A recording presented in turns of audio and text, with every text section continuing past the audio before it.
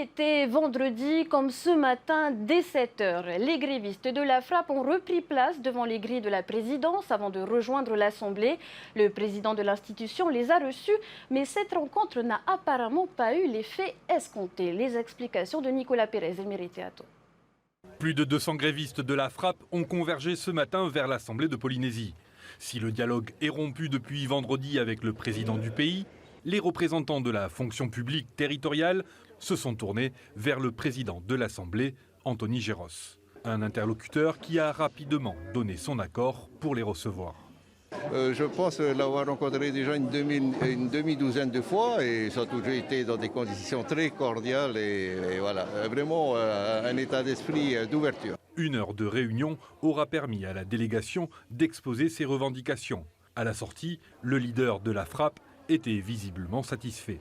Il a été très sensible à nos explications, à nos interrogations et il nous a assuré qu'il tiendra un comité de majorité cet après-midi pour soumettre la question à l'attention des élus du pays. Voilà. Un comité de majorité censé recueillir les avis sur les principaux points de blocage afin de se prononcer.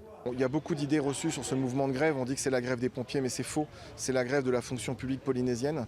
On dit que tout ne tourne qu'autour de ce point d'indice. Mais je rappelle qu'il y a 18 points de revendication. Et dans ces 18 points de revendication, il y a aussi le droit des fonctionnaires à se soigner décemment, à pouvoir faire en sorte que leurs enfants puissent se soigner décemment. Pour ce leader syndical, l'espoir du retour au dialogue avec le gouvernement est essentiel pour sortir de l'impasse. Alors moi, ce que je peux vous dire, c'est que j'ai constaté que le ministre de la fonction publique était une personne très ouverte, très constructive. Mon ministre de tutelle est lui aussi une personne accessible. Je trouve étonnant que le président, qui est le reflet de cette majorité, ne le soit pas. Après, on est là pour discuter. Je pense moi, en tout cas, l'aperçu que j'ai eu de cette personne, c'est qu'il est capable aussi d'avoir un dialogue. Et je l'espère qu'il reviendra négocier avec nous.